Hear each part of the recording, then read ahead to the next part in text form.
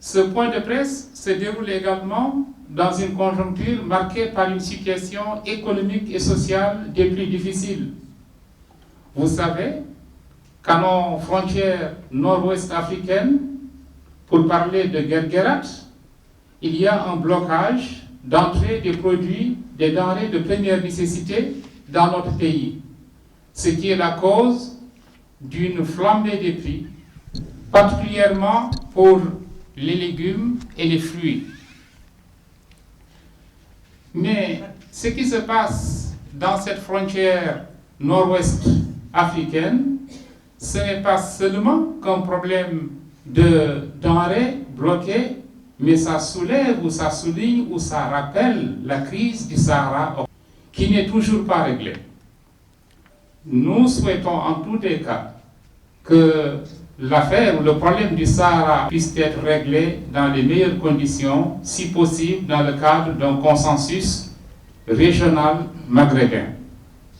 Naturellement, nous restons attachés à toutes les dispositions qui ont été prises par les Nations Unies, mais le vrai problème, c'est qu'on reste dans la sphère, encore une fois, des résolutions, et concrètement, on n'a pas encore la paix dans cette région. Alors, parlant de cette Covid-19, parlant de cette situation de denrées de première nécessité, ça nous renvoie à la situation, évidemment, aux conséquences sur l'agriculture mauritanienne. Tous les pays qui ont été victimes de la Covid et qui plus est également étaient dépendants. Vous savez que la Mauritanie importe 70% de ce qu'elle mange à l'intérieur. Or, tous les pays qui avaient cette dépendance alimentaire depuis la crise de la Covid se sont réveillés pour essayer de donner un coup de fouet à leur agriculture. Tous, pratiquement. Mais ce qu'on voit chez nous pose problème. Autant il faut se féliciter de l'initiative qui avait été prise il y a cela quelques mois. Initiative du président de la République qui avait octroyé à l'issue de son séjour dans le Trarza 2 milliards de nos oublias aux agriculteurs. Mais autant aujourd'hui, il faut s'alarmer de la manière dont cet argent a été utilisé par notre administration, par l'administration.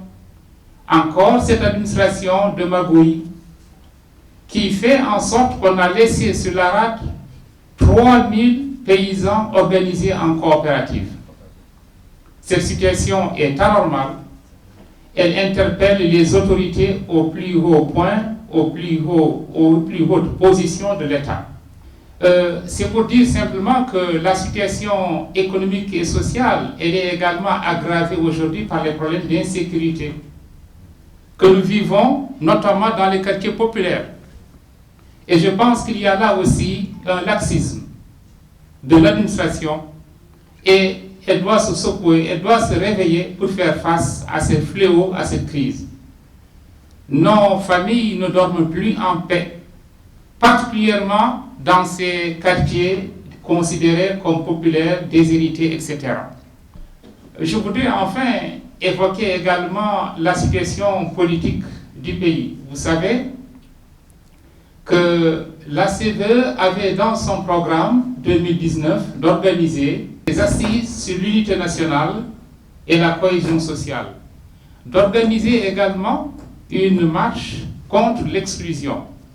Ce programme a été bien sûr déplacé, a été donc déplacé par cette Covid-19.